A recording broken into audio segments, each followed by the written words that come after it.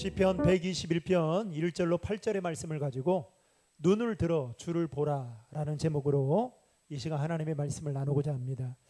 여러분, 사람은 살면서 누구나 많은 어려움을 겪기 마련입니다.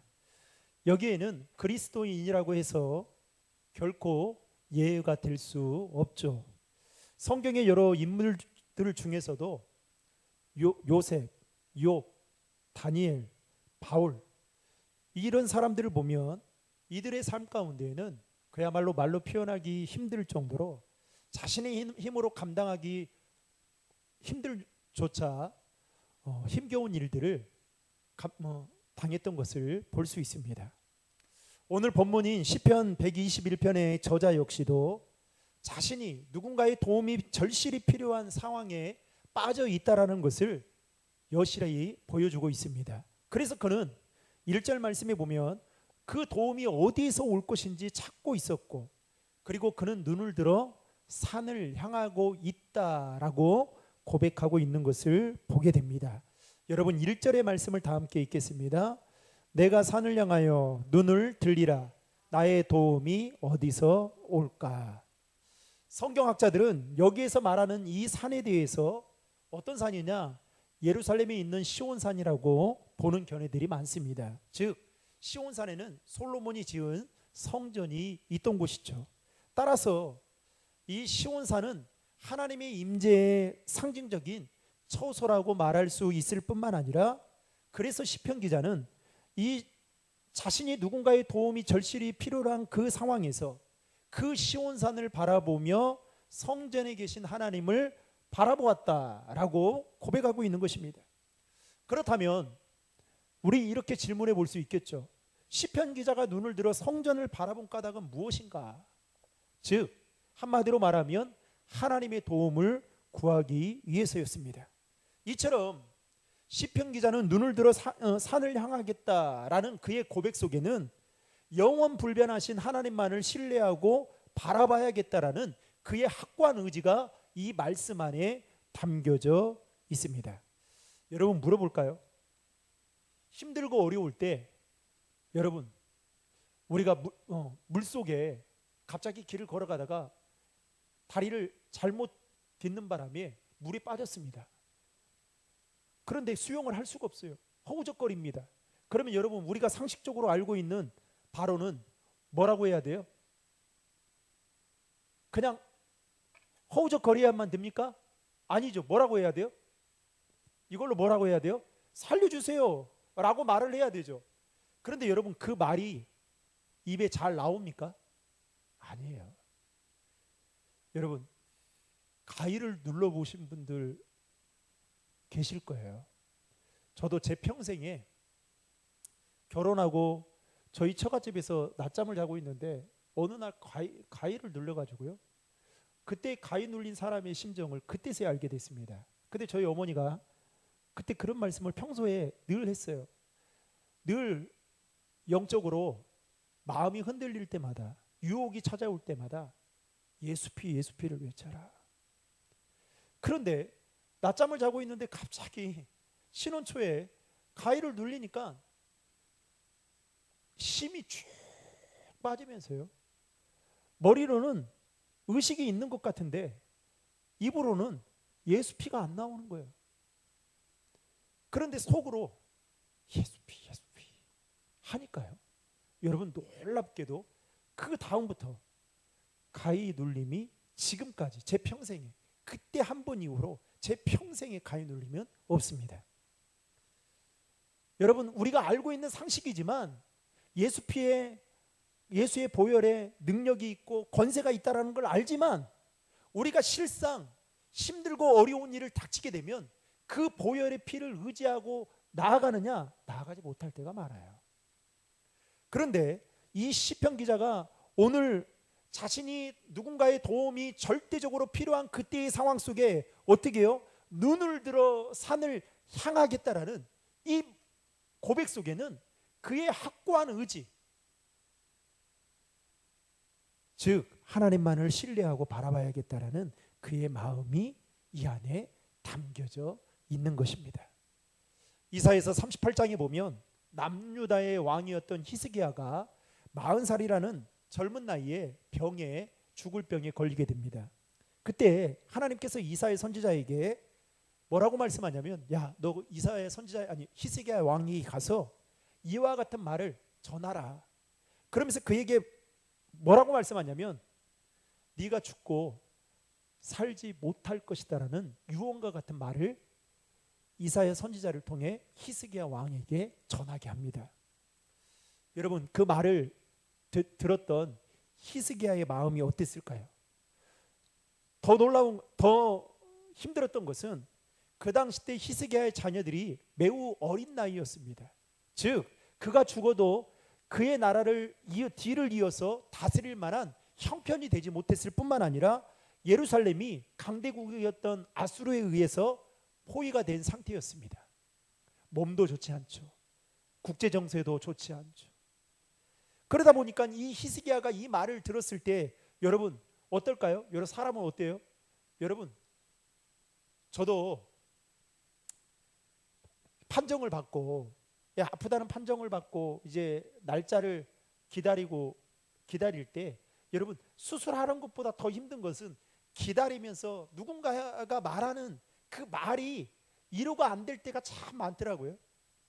오히려 그 말 때문에 마음이 무너질 때가 사실은 더 많아요. 따라서 히스기야도 이사야 선지자의 말을 통해서 하나님의 말이라고 대언은 하고 있지만 여러분 그 말이 좋은 말입니까? 네가 죽고 살지 못하리라. 얼마나 이게 마음이 무너지는 말이겠어요. 위로에도 칭찬에도 격려에도 부족할 판인데.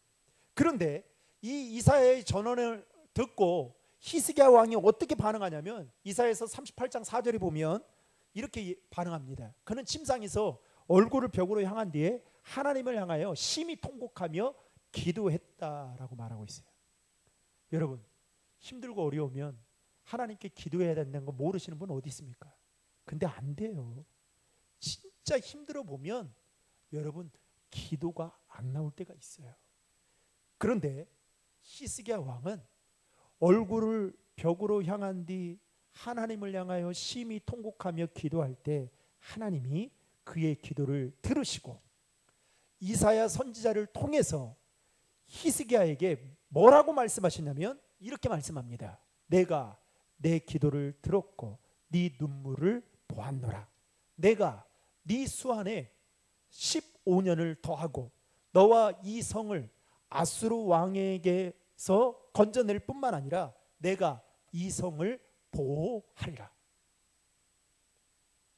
그 결과 하나님의 말씀대로 히스기야는 병에 걸려 죽을 수밖에 없는 그 상황 속에서 눈을 들어 믿음으로 하나님을 바라보았더니 하나님이 그의 기도를 들으시고 15년 더 살 수 있는 생명을 연장시켜 주셨습니다. 사랑하는 성도 여러분, 눈을 들어 믿음으로 하나님을 바라보는 것은 돈 드는 일이 아니에요. 눈을 들어 하나님을 바라보는 것은 믿음이 있으면 가능한 일입니다. 따라서 우리도 우리 인생에서 힘들고 어려운 일을 만날 때에 여러분 누구를 바라봐야 될까요? 어제나 오늘이나 영원토록 동일하시고 변함이 없으신 그 주님을 저와 여러분들이 바라볼 수 있기를 주님의 이름으로 축원합니다. 그렇다면 오늘 본문에서 시편 기자는 눈을 들어 자신을 바라보는 하나님이 어떠한 분이신지에 대해서 소개하고 있는데 간단하게 세 가지로 나누고자 합니다. 첫 번째, 시편 기자는 하나님은 항상 우리를 지켜주시는 분이시다라고 고백하고 있습니다. 여러분 4절의 말씀을 화면을 보고 같이 읽겠습니다. 이스라엘을 지키시는 이는 졸지도 아니하시고 주무시지도 아니하시리로다. 아멘. 시편 기자는 하나님을 이스라엘을 지키시는 자로 지금 표현하고 있습니다. 마치 성을 지키는 파수꾼처럼 하나님께서 이스라엘을 불꽃 같은 눈동자로 지켜 보호해 주시는데 어떻게 지켜주시느냐? 여러분 졸지도 않고 주무시지도 않을 정도로 지켜주신다라고 말하고 있습니다. 여러분 운전을 해보신 분들은 아시잖아요. 여러분, 운전을 하다가 잠이 오면 어떻게 해야 돼요? 잠을 이길 수 있는 방법이 없어요. 그럼 무조건 중간에 가가지고 쉼터에 가서 쉬든지 10분이라도 20분 자서 잠을 깨야 돼요. 그래야 운전 제대로 해서 갈 수가 있습니다. 10분, 20분 막 잠이 오는데 10분, 20분 빨리 갔다가 여러분 어떻게 될까요? 네, 오늘로 굿바이 할 수 있어요. 이 잠 앞에 여러분 옛날에 사람들을 막 못 살게 하면 그 힘들게 하는 것 중에 하나가 뭐예요? 잠을 못 자게 하는 거잖아요. 그럼 잠 못 자면 어떻습니까? 막 죽거든요. 그런데 여러분 한번 생각해 보십시오. 하나님이 우리를 지켜주시는데 졸지도 주무시지도 않을 정도로 우리를 지켜주신다. 여러분 얼마나 감사합니까? 게다가 오늘 본문 8절에 보시면 시편 기자는 하나님은 지금부터 영원까지 지켜주신다라고 덧붙여 말하고 있습니다. 8절의 말씀 다 함께 읽겠습니다. 여호와께서 너희 출입을 지금부터 영원까지 지키시리로다. 아멘. 이게 무슨 말이에요? 한마디로 요약하면 우리를 한순간도 놓치지 않고 지켜주신다는 거예요. 하루 24시간 또 1년 365일 분초마다 하나님은 우리를 지켜주시는 분이시다라는 것입니다. 여러분 인생을 살다 보면 정말 눈 깜빡할 사이에 아차하는 순간에 얼마나 많은 사건과 사고들이 우리 주변에 일어나고 있는지 모릅니다. 아침에 출근하기 전에 사랑하는 남편과 사랑하는 아내와 자녀들과 저녁에 다시 만날 것을 기대하고 인사를 나눕니다. 그런데 여러분 그 인사가 마지막 인생에 있어서 마지막 인사가 될 때가 있다라는 거예요. 여러분 그걸 생각하면 하나님은 매 순간 우리를 지켜주시지 않는다면 우리 인생이 여러분 절대로 안전할 수가 없다라는 거예요.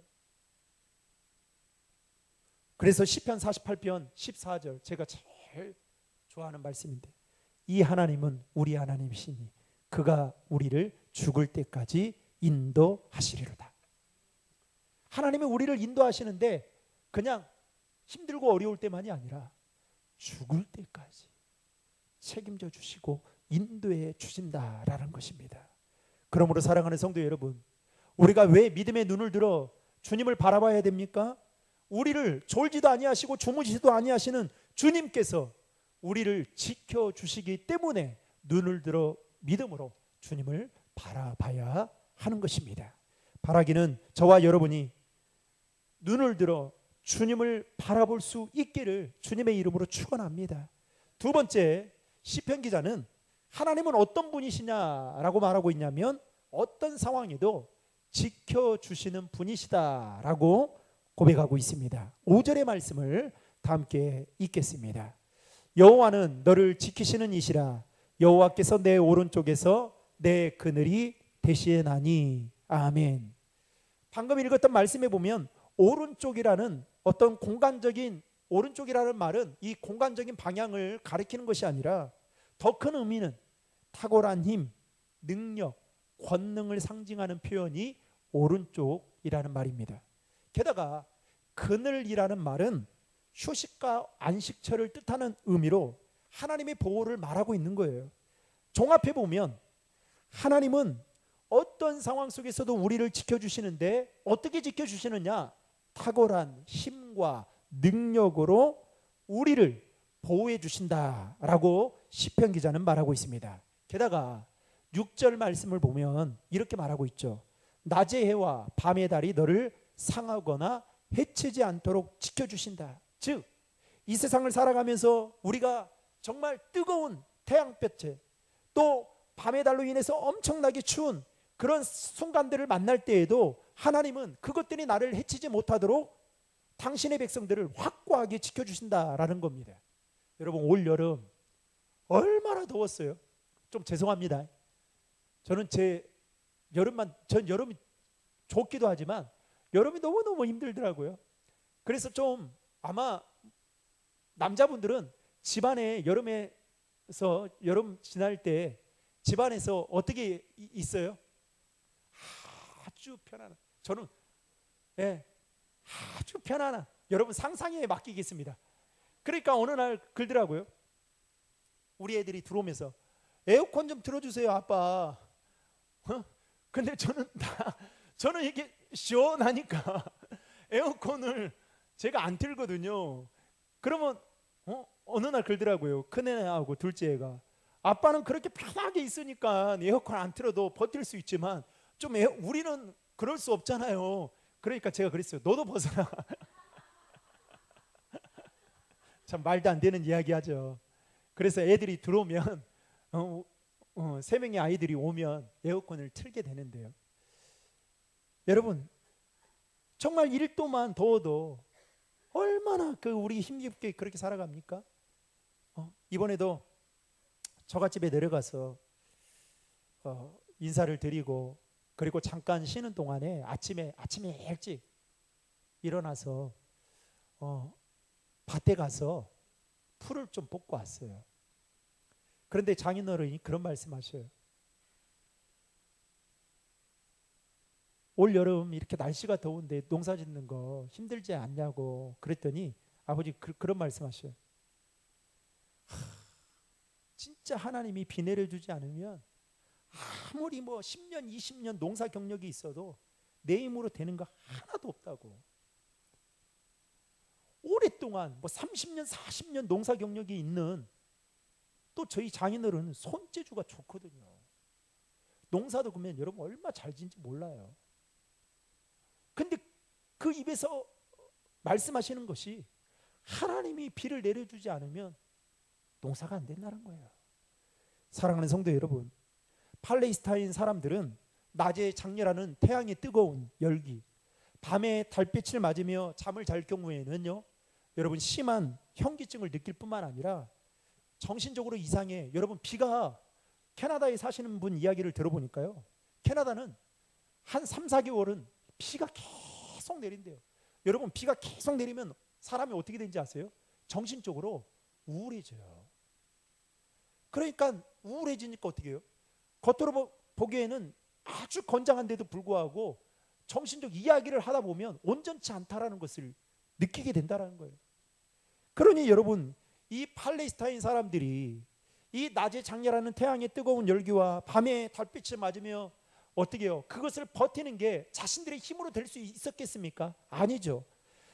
낮과 밤의 이업 속에서 이스라엘 백성들이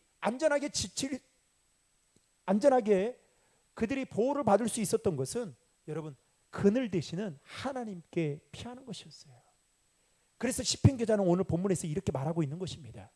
사랑하는 성도 여러분, 우리가 왜 눈을 들어 주님을 바라봐야 하는 걸까요? 주님께서 우리의 모든 상황 가운데에서 우리를 지켜주시는 분이시기 때문입니다. 바라기는 저와 여러분이 어떠한 상황과 환경 속에서도 눈을 들어 주님을 바라볼 수 있기를 주님의 이름으로 축복합니다. 마지막 세 번째로 시편 기자는 하나님은 어떠한 분이시냐라고 소개하고 있냐면 우리의 육체와 영혼까지 지켜주시는 분이시다라고 말하고 있습니다. 여러분 7절의 말씀을 다 함께 읽겠습니다.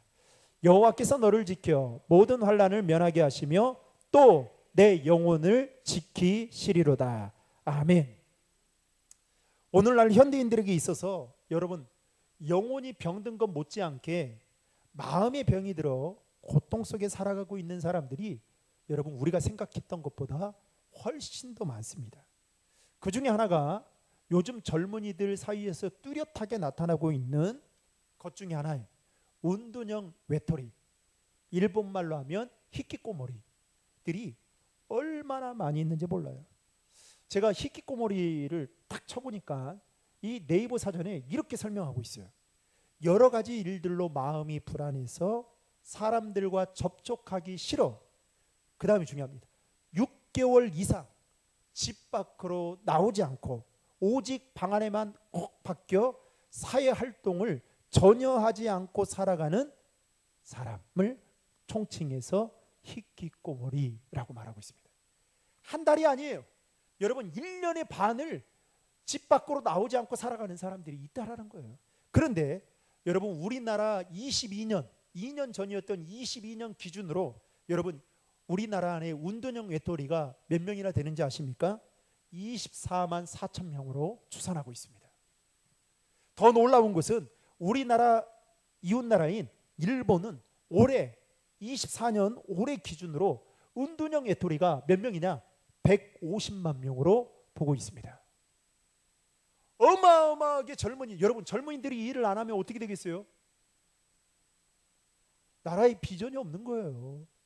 저는 이걸 보면서 우리 청년들이 제 나이 때에 직장에 들어가서 일을 하고 이렇게 건강하게 살 수 있는 것이 진짜 큰 은혜구나 라는 생각이 드는 거예요. 여러분, 분명히 과거보다 지금 우리 현재 우리가 잘 살고 있고 많은 것을 누리고 있을 정도로 모든 것이 풍요로워졌습니다. 또 과거에 비해 현대의학이 놀랄 정도로 발달하고 있습니다. 많은 신약들도 나오고 있죠. 그런데 문제는 오늘날 현대인들 가운데 심하게 앓고 있는 마음의 병을 고치는 데에는 한계가 있다는 것을 보여주고 있습니다. 그렇다면 여러분, 우리의 육체와 우리의 영혼의 병을 치료받을 수 있는 가장 좋은 방법은 무엇이냐? 성경은 우리에게 이렇게 가르쳐주고 있습니다. 창조주 되신 하나님을 만나는 것이다 라고 말하고 있습니다. 하나님을 인격적으로 만나고 그분과 동행하게 될 때에 우리의 영혼이 회복되고 육신의 병도 깨끗이 치유가 될 것을 성경은 우리에게 가르쳐주고 있습니다. 여러분, 포항에 가면 서임중 목사님, 포항중앙교회, 지금 이제 원로 목사님 되셨는데 포항중앙교회에 청년부를 담당했던 목사님이 계십니다. 제가 서울에서 사역할 때에 권사님의 아들이 그 청년부를 맡았어요. 그런데 그 권사님의 아들이 얼마나 청년 사역을 멋지게 했던지 청년부가 막 100명, 200명 막 이렇게 활성화될 때였어요. 그런데 어떠한 일인지 모르겠지만 그 청년부를 정말 부흥하고 성장시켰던 그 목회자가, 권사님 아들이 어느 날부터 사역을 그만두게 되고 집에서 은둔형 외톨이처럼 살게 된 거예요. 그 시간이 무려 3년 이상 걸렸습니다. 그래서 권사님 날마다 신방 가면 우시는 거예요.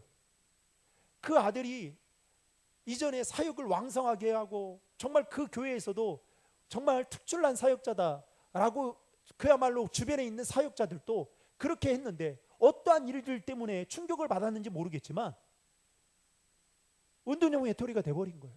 그래서 권사님은 항상 기도 제목을 내놨던 게, 목사님, 내 아들이 정말 다시 그 마음의 병을 고침받고 문 밖으로 나와서 사역할 수 있도록 기도해 주세요. 그렇게 기도 제목을 부탁을 하셨던 그 권사님이 생각이 납니다. 또 한 번은 제가 신학교 다닐 때의 일이었어요. 지금은 이제 부모님의 유산 가지고, 예전에는 막 아들만, 장남만 이렇게 유산을 분배하는데 특별한 특혜를 받는다고 그런 때가 있었잖아요. 그런데 지금은 이제 공평하잖아요. 그런데 제가 아는 목사님 사모님이 이제 부모님이 돌아가시게 된 겁니다. 그러면서 이제 그 유산 분배를 하는 데 있어서 큰 오빠가 자기는 빼고 여동생은 빼고 둘이서, 남동생하고 둘이서 나눠 가지게 된 거예요. 그러면서 이제 그 사모님이 알고 그것을 이야기하니까 그 막 노발대발하면서 네가 뭔데 하면서 막 해가지고 사모님이 충격을 받아서, 그것도 오빠로부터 충격을 받아가지고 정신병 약을 먹고 한동안 이상해가지고 온전한 삶을 살지를 못하는 거예요. 여러분, 우리 영혼이, 또 병들었던 영혼이, 병들었던 육체가 정말 치료받을 수 있는 것은 시편 기자가 눈을 들어 바라봤던 그 하나님, 시온산에 계신 그 하나님을 저와 여러분들이 바라보게 될 때에 여러분, 우리의 육신의 병뿐만 아니라 영혼의 병도 깨끗이 치유받게 된 줄로 믿으시기 바랍니다. 따라서 여러분, 눈을 들어 주님을 바라보게 될 때에 주님의 보호하심과 인도하심이 우리 가운데 있다라는 사실을 기억하시고, 여러분, 주님 오시는 그날까지 믿음의 눈을 들어 주님을 바라보는 우리 신도림 중앙의 모든 성도님들 될 수 있기를 주님의 이름으로 축원합니다.